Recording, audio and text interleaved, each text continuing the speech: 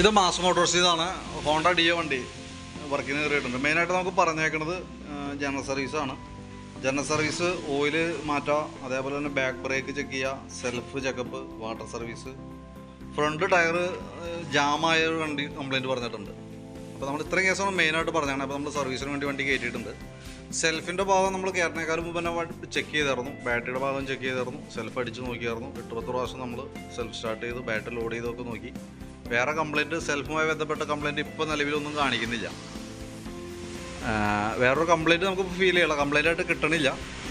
പിന്നെ അതേപോലെ തന്നെ വണ്ടി നമ്മൾ ഓടിച്ചു നോക്കുമ്പോൾ ഫ്രണ്ട് ലോഡായിട്ട് നിൽക്കുന്നുണ്ടായിരുന്നു, തള്ളിയെ നീങ്ങാൻ ബുദ്ധിമുട്ട്, അങ്ങനെ പ്രശ്നം, ബാക്ക് ബ്രേക്ക് കുറവ്, അതൊക്കെയാണ് മെയിനായിട്ട് നമുക്ക് ഓടിച്ചു നോക്കുമ്പോൾ കിട്ടിയ കംപ്ലയിൻറ്റ് കേട്ടോ. അപ്പോൾ നമ്മൾ വണ്ടി വർക്കിന് കയറ്റിയിട്ടുണ്ട്. വർക്കിന് കയറ്റി നമ്മളതിൻ്റെ ബാക്ക് ബ്രേക്കിൻ്റെ ഭാഗമൊക്കെ ചെക്ക് ചെയ്യാൻ വേണ്ടി അയച്ചതാണ്. ബ്രേക്ക് ലൈനർ അതിൻ്റെ ഉപയോഗിച്ചതിൻ്റെ പരമാവധിയിലേക്ക് എത്തിയിട്ടുണ്ട്. ബ്രേക്ക് ലൈനർ കിടക്കുന്നത് കമ്പനി ലൈനറാണ്, ഹോണ്ടയുടെ ഒറിജിനൽ ലൈനർ തന്നെയാണ്. പക്ഷേ ഉപയോഗിച്ച് തീർന്നിട്ടുണ്ട്, നമുക്കൊന്ന് മാറ്റിയിടേണ്ട അത്യാവശ്യം കേട്ടോ. അതേപോലെ ബ്രേക്കിൻ്റെ ക്യാമൊക്കെ ഒന്ന് അഴിച്ച് ഗ്രീസ് ചെയ്ത് റീസെറ്റ് ചെയ്യാം. പിന്നെ ബാക്കിലത്തെ ടയറായാലും അത്യാവശ്യം നോക്കുമ്പോൾ പുതിയ ടയർ കിടക്കണേ. ഹബിന് വേറെ പറയത്തക്ക കംപ്ലയിൻറ്റോ കാര്യങ്ങളൊന്നുമില്ല. അപ്പോൾ നമുക്ക് നിലവിൽ ബാക്ക് ബ്രേക്കുമായി ബന്ധപ്പെട്ട് ബ്രേക്ക് ലൈനർ മാറ്റാം, ക്യാം അഴിച്ച് ഗ്രീസ് ചെയ്ത് റീസെറ്റ് ചെയ്യാം. പിന്നെ വണ്ടി നമ്മൾ ലിഫ്റ്റ് ചെയ്തിട്ട് നോക്കുന്ന സമയത്ത് ഈ സൈഡിൽ നമുക്കിവിടെ ചെറിയൊരു ഓയിലിൻ്റെ നനവ് കാണിച്ചു തുടങ്ങിയിട്ടുണ്ട് ഈ ഭാഗത്ത്. അത് ഗിയർ ബോക്സിൽ വരുന്ന ഓയിൽ ലീക്കേജ് തുടങ്ങിയേക്കണതാണ്. എന്നാൽ ഒരു മേജറായിട്ടുള്ളൊരു കംപ്ലയിൻറ്റിലേക്ക് ആയിട്ടില്ല, ആരംഭമാണ്. അപ്പോൾ ഒന്നാമത് നമുക്കിപ്പോൾ കൈയോടെ കൂട്ടത്തിൽ ചെയ്തു പോകാം. അതല്ലെങ്കിൽ കൂടുതൽ കംപ്ലയിൻറ്റ് കാണിക്കുന്ന സമയത്ത് ചെയ്താലും മതി. ഒരു പക്ഷേ നമുക്ക് അടുത്ത സർവീസിനൊക്കെ കയറുന്ന സമയത്ത് ലീക്കേജ് കൂടുതലാണെങ്കിൽ അപ്പം അഴിച്ചു മാറ്റിയാലും മതി. അടുത്ത സർവീസ് എന്ന് പറയുന്നത് 120 ദിവസമാണ്, അതായത് 4 മാസമാണ്. 4 മാസത്തിലൊരിക്കൽ നമുക്ക് സർവീസ് ചെയ്യേണ്ടത്. അപ്പോൾ ആ കൂട്ടത്തിൽ ചെയ്താലും മതി. നേരെ മറിച്ച് റിസ്ക് ഒഴിവാക്കണമെന്നുണ്ടെങ്കിൽ കൂട്ടത്തിൽ ചെയ്യണമെങ്കിൽ നമുക്ക് അങ്ങനെയും ചെയ്തു തരാം കേട്ടോ. നോക്കിയിട്ട് പറഞ്ഞാൽ മതി. ഞാനിപ്പോൾ ഇടുന്ന എസ്റ്റിമേറ്റിൽ അത് ഉൾപ്പെടുത്തണില്ല, അത് വേണമെന്നുണ്ടെങ്കിൽ നോക്കിയിട്ടൊന്ന് പറഞ്ഞാൽ മതി. ഏകദേശം നമുക്കൊരു 1000 രൂപയിൽ താഴെ നമുക്ക് ചിലവ് വരും. അതിൻ്റെ oil seal, bearing, gasket, oil, labour എല്ലാം കൂടി വരും കേട്ടോ. അപ്പോൾ ചെയ്യണമെന്നുണ്ടെങ്കിൽ ഒന്ന് പറഞ്ഞാൽ മതി. 950 രൂപ 980 രൂപ അങ്ങോട്ട് ആ റേഞ്ചാണ് അതിൻ്റെ എമൗണ്ട് തന്നെ. മൊത്തത്തിൽ ചെയ്തു വരും കേട്ടോ. നോക്കിയിട്ടൊന്ന് പറയാം. പിന്നെ അതേപോലെ നമുക്ക് അതിൻ്റെ എയർ ഫിൽട്ടർ, ക്ലച്ചിൻ്റെ ഭാഗമൊക്കെ നമ്മൾ ചെക്ക് ചെയ്യുന്നുണ്ട്. എയർ ഫിൽട്ടർ നമ്മൾ നോക്കുന്ന സമയത്ത് എയർ ഫിൽട്ടർ വലിയ പഴക്കമായിട്ടില്ല. കമ്പനി ഫിൽട്ടർ തന്നെ, ഹോണ്ടയുടെ ഒറിജിനൽ ഫിൽട്ടർ തന്നെ കിടക്കുന്നത്. നമുക്കൊന്ന് തുടച്ച് ക്ലീൻ ആക്കിയിട്ട് നമുക്ക് റീസെറ്റ് ചെയ്യാം. ക്ലച്ചിൻ്റെ ഭാഗം നമ്മൾ അയച്ച് ചെക്ക് ചെയ്യുന്നുണ്ട്. പറയത്തക്ക ലീക്കേജ് കാര്യങ്ങളൊന്നും നിലവിലില്ല വണ്ടിക്ക്. അതേപോലെ തന്നെ അതിൻ്റെ variator body, boss drive, roller, ഇതൊക്കെ പുതിയതാണ് കിടക്കുന്നത് കേട്ടോ. അപ്പോൾ ജസ്റ്റ് ഒന്ന് ക്ലീൻ ചെയ്യുക, റീസെറ്റ് ചെയ്യാം. പീസസ് സ്ലൈഡും നിലവിൽ വേറെ കംപ്ലയിൻ്റ് ഒന്നുമില്ല. ക്ലച്ച് യൂണിറ്റും വർക്കിംഗ് ഒക്കെ ഓക്കെയാണ്, വേറെ പ്രോബ്ലം ഒന്നുമില്ല. ബെൻഡെക്സിൻ്റെ ഭാഗം നമ്മൾ ചെക്ക് ചെയ്യുന്നുണ്ട്. ബെൻഡെക്സിൻ്റെ ഈ സൈഡിൽ ചെറിയൊരു ടച്ചിങ് കാണിച്ചു തുടങ്ങിയിട്ടുണ്ട്. അതായത് ക്രാങ്കിൻ്റെ ഈ സൈഡിൽ വരുന്ന വീല് നമ്മൾ ടച്ച് ആവണതാണ്. അങ്ങനെ വരുന്നതിൻ്റെ മെയിൻ റീസൺ എന്ന് പറഞ്ഞാൽ ക്രാങ്കിൻ്റെ അലൈൻമെൻറ്റിൽ ചെറിയ വേരിയേഷൻസ് കാണിച്ചു തുടങ്ങിയിട്ടുണ്ട്. ആരംഭമാണ്, തൽക്കാലം ഇപ്പോൾ ഒന്നും ചെയ്യേണ്ട, അങ്ങനെ തന്നെ ഓടട്ടെ. പിന്നെ അതേപോലെ തന്നെ ക്ലച്ച് ഔട്ടറൊന്നും വേറെ പറയാത്ത കംപ്ലയിൻ്റ് ഇല്ല. നമ്മൾ ബെൽറ്റിൻ്റെ കണ്ടീഷൻ നോക്കുമ്പോൾ ബെൽറ്റിൻ്റെ കണ്ടീഷൻ അത്ര പെർഫെക്റ്റ് അല്ല. കമ്പനി ബെൽറ്റൊക്കെ കിടക്കണേ, ഹോണ്ടയുടെ ഒറിജിനൽ ബെൽറ്റാണ്. അതിൻ്റെ ഈ ഭാഗത്തേക്കൊക്കെ നോക്കുമ്പോൾ നല്ല രീതിയിൽ പൊട്ടിയൊരവസ്ഥയിൽ നിൽക്കണം കേട്ടോ.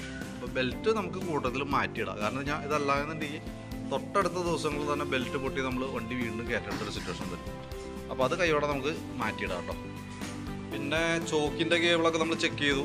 ചെറിയൊരു ടൈറ്റ് കാണിച്ചു കൊടുത്തിട്ടുണ്ട്, തുടങ്ങിയിട്ടുണ്ട്. അപ്പോൾ നമുക്കതൊന്ന് ലൂബ്രിക്കേറ്റ് ചെയ്തിട്ട് കയറ്റിയിടാം. ആക്സിലേറ്റർ കേബിളും വേറെ പറയത്തക്ക കംപ്ലയിൻ്റ് ഒന്നുമില്ല. പിന്നെ നമുക്കതിൻ്റെ ഈ ഭാഗത്തേക്ക് നോക്കുമ്പോൾ ഇതിൻ്റെ ഉള്ളിലൊക്കെ അത്യാവശ്യം നല്ല രീതിയിൽ തന്നെ ചെളിയുണ്ട്. അപ്പോൾ വാട്ടർ സർവീസ് ഓൾറെഡി പറഞ്ഞിട്ടുണ്ട്. അപ്പോൾ നമുക്ക് സാധാരണ വാട്ടർ സർവീസ് എന്ന് പറയുമ്പോൾ നമുക്ക് ബോഡി വാഷിങ്ങേ വരുള്ളൂ. അതായത് എല്ലാം സെറ്റ് ചെയ്ത് നമ്മൾ ഈ കണ്ടീഷനിൽ കൊണ്ടുപോയിട്ട് കഴുകി വരാം. പക്ഷേ അതിൻ്റെ ഉള്ളിലത്തെ അവസ്ഥ ഇതായതുകൊണ്ട് ഉള്ളിലെ ചെളിയൊന്നും പോകില്ല, ഇത് ഇങ്ങനെ തന്നെ നിൽക്കും. ഇങ്ങനെ കഴുകണമെന്നുണ്ടെങ്കിൽ നമ്മൾ ഓപ്പണായിട്ട് ഇതേപോലെ ബോഡി സെറ്റ് ചെയ്യണേക്കാളും മുന്നേ ഇതേ രീതിയിൽ തന്നെ കൊണ്ടുപോയിട്ട് കഴുകിയെടുക്കണം. അപ്പോൾ എന്ന് പറയുന്നത് ചേസിൻ്റെ ഈ ഭാഗത്തൊക്കെ കളർ വ്യത്യാസം കൊണ്ട് ഒരു റെഡ് ഷെയ്ഡിലേക്ക്, ഇതൊക്കെ മിക്കവാറും തുരുമ്പായിരിക്കുള്ളൂ. ഇവിടെയൊക്കെ തുരുമ്പിട്ടുണ്ട്, ഈ ഭാഗത്തൊക്കെ ചെറിയ തുരുമ്പിൻ്റെ പ്രസൻസ് കാണുന്നുണ്ട്. അപ്പോൾ അങ്ങനെ വാട്ടർ സർവീസ് ചെയ്യുന്നുണ്ടെങ്കിൽ നമുക്ക് ആ തുരുമ്പ് എവിടെയൊക്കെ ഉള്ളതെന്ന് കൃത്യമായിട്ട് കാണാൻ പറ്റും. കൈയോടെ തന്നെ ചിരണ്ടി ക്ലിയർ ചെയ്ത് നമുക്കത് പെയിൻറ്റ് ടച്ച് ചെയ്യാനായിട്ട് പറ്റും. അപ്പോൾ നോക്കിയിട്ടൊന്ന് പറഞ്ഞാലേ നമുക്ക് വാട്ടർ സർവീസ് മറ്റേപാട് ബോഡി വാഷിംഗ് ആകുമ്പോൾ 150 രൂപ ഉള്ളൂ. ഓപ്പണായിട്ട് ഇതേപോലെ അഴിച്ച് കഴുകുമ്പോൾ 150 രൂപ എക്സ്ട്രാ കൊടുക്കണം. അപ്പോൾ മൊത്തം 300 വരും വാട്ടർ സർവീസ് മാത്രം കേട്ടോ. അപ്പോൾ നോക്കിയിട്ടൊന്ന് പറഞ്ഞാലേ ഞാൻ എസ്റ്റിമേറ്റിൽ ഉൾപ്പെടുത്താം. വേണ്ടെങ്കിൽ നമുക്ക് കട്ട് ചെയ്യാം. ചെയ്ത് പോകണമാണ് നല്ലത് കേട്ടോ. കാരണം മറ്റേപാടൊന്ന് അഴിച്ച് കഴിയുമ്പോൾ സമയം എടുക്കും. കാരണം അതിൻ്റെ ഉള്ളിലൊന്നും വെള്ളം പോകാണ്ടൊക്കെ കവർ ചെയ്തിട്ടൊക്കെ വേണം ചെയ്യാനായിട്ട്. അതുകൊണ്ടാണ് ആ റേറ്റ് തന്നെ കേട്ടോ. പിന്നെ അതേപോലെ ഫ്രണ്ടിൻ്റെ ഭാഗത്തേക്ക് വരുമ്പോഴത്തേക്കും ഫ്രണ്ട് ടയറിൻ്റെ കണ്ടീഷൻ ഇച്ചിരി മോശമാണ്. അത്യാവശ്യം സൈഡൊക്കെ തേയ്മാനം വന്ന് തീർന്നു തുടങ്ങിയിട്ടുണ്ട്. അപ്പോൾ വണ്ടി ഓടിക്കുമ്പോൾ തന്നെ നമുക്കൊരു വെട്ടൽ കാണിക്കുന്നത് ഹാൻഡിലുമ്പോൾ ജസ്റ്റ് ഒരു ഷിവറിങ് കാണിക്കുന്നത് ടയറിൻ്റെ ആണ് കേട്ടോ. സാധാരണ നമ്മൾ ടയർ മാറ്റുമ്പോൾ ഉണ്ടല്ലോ, അത് ജസ്റ്റ് ഒന്ന് ഓർമ്മയിൽ വെച്ചേക്കാം. നമുക്ക് ഈ മോഡൽ ഫ്രണ്ടും ബാക്കും 10 ഇഞ്ച് വീല വരാം. അപ്പോൾ നമുക്കിപ്പോൾ ബാക്കിൽ ഇപ്പോൾ യൂസ് ചെയ്തേക്കുന്ന ടയർ ഉണ്ടല്ലോ, ബാക്കിലെ ടയറാണ് പെട്ടെന്ന് തീരുള്ളൂ. അപ്പോൾ എപ്പോൾ മാറ്റുമ്പോഴും നമ്മൾ ഈ ഫ്രണ്ടിലെ ടയർ ഡിസ്കേ പാടി അഴിച്ച് ബാക്കിലിട്ടിട്ട് ആ ബാക്കിൽ ഡിസ്കുമ്പോൾ പുതിയ ടയർ സെറ്റ് ചെയ്തിട്ട് ഫ്രണ്ടിൽ കയറണം ഏറ്റവും ബെറ്റർ. ഏറ്റവും നല്ലത് അതാണ്. കാരണം ഞാൻ എങ്ങനെ ഓടിയാലും നമുക്കിപ്പോൾ ഏതൊക്കെ ടയർ യൂസ് ചെയ്യാലും, ഏത് കമ്പനിയുടെ ടയർ യൂസ് ചെയ്യാലും വണ്ടിയുടെ വലതുവശത്തെ ടയറിൻ്റെ വലതുവശം ചെറിയൊരു തേമാന വ്യത്യാസം ഉണ്ടാവും. അത് കുറേ കഴിയുമ്പോഴത്തേക്ക് നമുക്കൊരു വെട്ടലായിട്ട് നമുക്ക് കാണിക്കും. അപ്പോൾ അതില്ലാതിരിക്കാൻ റൊട്ടേഷൻ ചെയ്ത് മാറ്റിയിട്ടാൽ മതി. എപ്പോഴും റൊട്ടേറ്റ് ചെയ്തുകൊണ്ടിരിക്കുക. ടയർ മാറ്റുമ്പോൾ പുതിയ ടയർ ഫ്രണ്ടിലെ ടയർ ബാക്കിലേക്ക് അങ്ങനെ യൂസ് ചെയ്തുകൊണ്ടിരിക്കുകയാണെങ്കിൽ ഏറ്റവും പെർഫെക്റ്റ് അതാണ്. എന്നാൽ ലേറ്റസ്റ്റ് മോഡൽ വണ്ടികളത് പറ്റില്ല. കാരണം അത് ബാക്ക് ടയർ 10 ഇഞ്ചും ഫ്രണ്ട് ടയർ 12 ഇഞ്ചാണ്. അപ്പോൾ അത് റൊട്ടേഷൻ ചെയ്യാൻ പറ്റില്ല. പക്ഷേ ഈ മോഡലിൽ നമുക്ക് അങ്ങനെ ചെയ്യാം. അങ്ങനെ ഒരു ഓപ്ഷൻ ഉണ്ട്. അപ്പോൾ അതൊന്ന് ചെയ്യുകയാണെങ്കിൽ നല്ലതാണ് കേട്ടോ. പക്ഷേ ഇപ്പോൾ അത് ചെയ്യാൻ പറ്റില്ല. കാരണം ബാക്കിൽ കിടക്കുന്ന ടയർ ഒരു ആവശ്യമൊന്നും ഫ്രണ്ടിലിടാൻ പറ്റില്ല. ഫ്രണ്ടിലെ ടയർ ബാക്കിലേക്ക് യൂസ് ചെയ്യും. ബാക്കിലെ ടയർ ഫ്രണ്ടിലേക്ക് ഇടുമ്പോഴത്തേക്കും പറഞ്ഞാൽ ബാക്ക് ഫുൾ ലോഡിൽ കിടന്ന് ഓടിക്കൊണ്ടിരിക്കുന്നതാണ്. അപ്പോൾ അത് ഫ്രണ്ടിലേക്ക് ഇട്ട് കഴിഞ്ഞാൽ ചിലപ്പോൾ അതിൽ കൂടുതൽ വെട്ടലായിരിക്കും. അപ്പോൾ ഫ്രണ്ടിലെ ബാക്കിലേക്ക് ഇടാം, ബാക്കിലെ ഫ്രണ്ടിലേക്ക് യൂസ് ചെയ്യാൻ പറ്റില്ല. അത് പ്രത്യേകം ശ്രദ്ധിക്കും. പിന്നെ നമുക്ക് വണ്ടി തള്ളണ സമയത്ത് ടൈറ്റ് കാര്യങ്ങളൊക്കെ കാണിച്ചു ഒരു ബ്രേക്കിൻ്റെ കേബിൾ ഫുൾ ലോഡായിട്ട് നിൽക്കാം, ഫ്രണ്ട് ബ്രേക്കിൻ്റെ. അപ്പോൾ അതൊന്ന് അഴിച്ച് കേബിൾ മാറ്റിയിടാം. ഫ്രണ്ട് ബ്ലൈൻഡറിൻ്റെ കണ്ടീഷനും അത്യാവശ്യം അതിൻ്റെ ഉപയോഗത്തിലേക്ക് മാക്സിമം എത്തിയിട്ടുണ്ട്. നമ്മളൊരു ക്യാമൊക്കെ മില്ലിങ്ങൊക്കെ തിരിച്ചിട്ടാണ് ഉപയോഗിച്ചുകൊണ്ടിരിക്കുന്നത് കേട്ടോ. അപ്പോൾ ബ്രേക്ക് ലൈൻഡർ മാറുന്ന കൂട്ടത്തിലൂടെ കേബിൾ കൂടി മാറ്റി റീസെറ്റ് ആക്കാം. ഫ്രണ്ടിലെ കുഷൻ ബുഷ്, അതായത് ഇവിടെ വരുന്ന ഗ്രീൻ ബുഷ് ഫുൾ ഓവലായിട്ടുണ്ട്. അപ്പോൾ അതൊന്ന് ചേഞ്ച് ചെയ്തിടാം. ലിങ്കിൻ്റെ ബുഷൊക്കെ ഒന്ന് അഴിച്ച് ഗ്രീസ് ചെയ്ത് റീസെറ്റ് ചെയ്താൽ മതി, വേറെ കുഴപ്പമൊന്നുമില്ല. സെൽഫുമായി ബന്ധപ്പെട്ട് കംപ്ലൈൻറ്റ് നമ്മൾ ബാറ്ററി ചെക്ക് ചെയ്തായിരുന്നു. ബാറ്ററി 2024 മോഡൽ ബാറ്ററി, ആമറോണിൻ്റെ ബാറ്ററിയാണ്, 12 വോൾട്ട് 4 ആമ്പിയറിൻ്റെ ബാറ്ററിയാണ് ഇരിക്കുന്നത്. ചെക്ക് ചെയ്തു, ബാറ്ററിക്ക് വേറെ കംപ്ലൈൻറ്റ് ഒന്നുമില്ല. സെൽഫിൻ്റെ പ്രശ്നം കാണിച്ചെന്താ നമുക്കൊരു ഐഡിയ ഇല്ല. പ്രത്യക്ഷത്തിൽ നമ്മൾ നോക്കുമ്പോൾ നമുക്ക് കംപ്ലൈൻറ്റ് കിട്ടിയിട്ടില്ല. ഇനിയിപ്പോൾ കംപ്ലൈൻറ്റ് ഉണ്ടെങ്കിൽ നമുക്കത് നോക്കാം. അതായത് പ്രത്യേകിച്ച് നമ്മളിപ്പോൾ ചെക്ക് ചെയ്യുന്ന സമയത്ത് വർക്ക് കംപ്ലീറ്റ് ആയതിനു ശേഷമൊക്കെ കാണിക്കണ്ടെങ്കിൽ നോക്കിയിട്ട് പറയാം. സാധാരണ റിലേയിൽ കാണിക്കാൻ ഇത് സെൽഫിൻ്റെ റിലേയുടെ പ്രശ്നം കൊണ്ടൊക്കെ വരാറുണ്ട്. സെൽഫ് റിലേ, സെൽഫിൻ്റെ സ്വിച്ചിൻ്റെ കംപ്ലൈൻറ്റ് കൊണ്ടൊക്കെ വരാം.